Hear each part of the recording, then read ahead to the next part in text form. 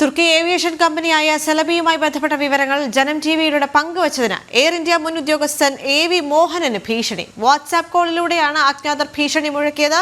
മകളുടെ മൊബൈൽ ഫോണിൽ വിളിച്ച് AV മോഹനന്റെ വിവരങ്ങൾ തിരക്കുകയായിരുന്നു. കഴിഞ്ഞ ദിവസം ജനം ടിവിയാണ് സെലബിക്കെതിരായ വാർത്ത പുറത്തുവിട്ടത്. ഇതുമായി ബന്ധപ്പെട്ട ജനം ഡിബേറ്റിൽ പങ്കെടുത്താണ് AV മോഹനൻ കൂടുതൽ വെളിപ്പെടുത്തൽ നടത്തിയത്.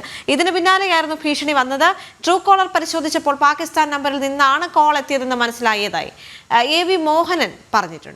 ഐസൻ ജോസ് ചേർന്നു കൂടുതൽ വിവരങ്ങളുമായി. ഐസൻ, ഈ വാർത്ത ആദ്യം പുറത്തുവിടുന്നത് ജനം ടിവിയാണ്. കാരണം AV മോഹനൻ ജനം ഡിബേറ്റിൽ ഇത്തരം കൂടുതൽ സെലബിയുമായി ബന്ധപ്പെട്ടുള്ള വിവരങ്ങൾ പുറത്തുവിടുകയും അത് ജനം TV കൂടുതൽ വാർത്തയായി പുറത്തുവിട്ടു. അതിനുശേഷം ദേശീയ മാധ്യമങ്ങൾ ഈ ഒരു വാർത്ത ഏറ്റെടുക്കുന്ന സാഹചര്യം ഉണ്ടായിരുന്നു. അതിന് തൊട്ടു പിന്നാലെയാണ് ഇത്തരത്തിലൊരു നടപടി ഉണ്ടായത്, സെലബിയെ പുറത്താക്കിക്കൊണ്ട്.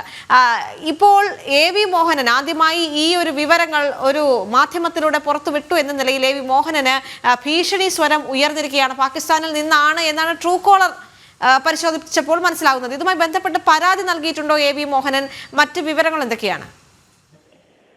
ദേവിക, ഇത് സംബന്ധിച്ച് AV മോഹനൻ ഇതുവരെ പരാതി നൽകിയിട്ടില്ല എന്നാണ് അവസാനം ബന്ധപ്പെടുമ്പോൾ പോലും അദ്ദേഹം അറിയിക്കുകയും ചെയ്തത്. അദ്ദേഹത്തിന്റെ മകളുടെ ഫോണിലേക്കാണ് നമ്മൾ ഈ ദൃശ്യങ്ങളിൽ കാണുന്നത് പോലുള്ള നമ്പറിൽ നിന്നുള്ള ഫോൺ സന്ദേശം എത്തുകയും ചെയ്തത്. ഈ ഫോൺ സന്ദേശത്തിന്റെ ഉറവിടം പാകിസ്ഥാനാണെന്നാണ് ട്രൂ കോളർ പോലുള്ള സംവിധാനങ്ങളിൽ നിന്നും ലഭ്യമാകുന്ന വിവരം.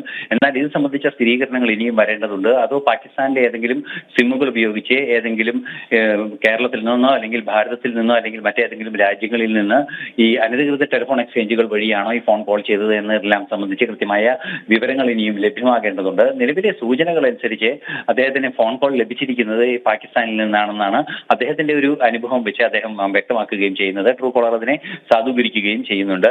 നിലവിലെ സാഹചര്യത്തിൽ അദ്ദേഹം നേരത്തെ പറഞ്ഞതുപോലെ, ദേവിക പറഞ്ഞതുപോലെ, ഇന്നലെ ഈ വാർത്ത പുറത്തുവിടുമ്പോഴും തുടർ ചർച്ചകളിലും വൈകുന്നേരത്തെ ചർച്ചകളിലുമെല്ലാം തന്നെ കൃത്യമായി അദ്ദേഹം പങ്കെടുക്കുകയും ഈ സെലബിയെ സംബന്ധിച്ചിടത്തോളം വിഷയങ്ങൾ കൃത്യമായി അറിയിക്കുകയും ആ സെലബി ഏത് രീതിയിലാണ് ഭാരതത്തിന്റെ ആഭ്യന്തര സുരക്ഷയെ വെല്ലുവിളിയായി ബാധിക്കുക എന്ന് കൃത്യമായി വിശദീകരിക്കുകയും ചെയ്തിരുന്നു. ഇത് പലതവണ മാധ്യമത്തിൽ ജനം ടിവിയിൽ ഇത് സംബന്ധിച്ച് അദ്ദേഹം ചർച്ചയിൽ പങ്കെടുക്കുകയും കൃത്യമായ വിവരങ്ങൾ നൽകുകയും ചെയ്തു. മാത്രമല്ല, അതിന്റെ സാങ്കേതിക കൃത്യത ഉറപ്പുവരുത്തുന്നതിന് പല വിവരങ്ങളും അദ്ദേഹം തന്നെയാണ് ജനം ടിവിയുമായി പങ്കുവയ്ക്കുകയും ചെയ്തത്. അത്തരത്തിലുള്ള സഹകരണം നടത്തിയതിന്റെ അടിസ്ഥാനത്തിൽ ക്രൈംബ്രാഞ്ചിന്റെ ഭാഗത്തു നിന്നാണ് ഫോൺ എന്ന രീതിയിലൊക്കെയാണ് ഇംഗ്ലീഷിലാണ് സംസാരിച്ചത് എന്നാണ് അറിയാൻ സാധിക്കുന്നത്. മകളുടെ ഫോണിൽ വിളിച്ച് അച്ഛന്റെ വിവരങ്ങൾ തിരക്കുകയായിരുന്നു, അതായത് AV മോഹന്റെ വിവരങ്ങൾ തിരക്കുകയായിരുന്നു എന്നാണ് അറിയാൻ സാധിക്കുന്നത്.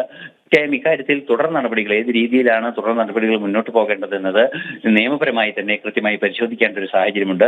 തുടർ നടപടികൾ ഇക്കാര്യത്തിൽ ഭീഷണിയുടെ സ്വഭാവമുള്ള ഒരു രീതി അത് പാകിസ്ഥാനിൽ നിന്ന് വരുന്നു എന്നൊക്കെ പറയുന്നത് ഗൗരവതരമായ ഒരു വിഷയമായി തന്നെ പോലീസ് പരിഗണിക്കേണ്ടതുണ്ട് എന്ന് തന്നെയാണ് മനസ്സിലാക്കാൻ സാധിക്കുന്നത്.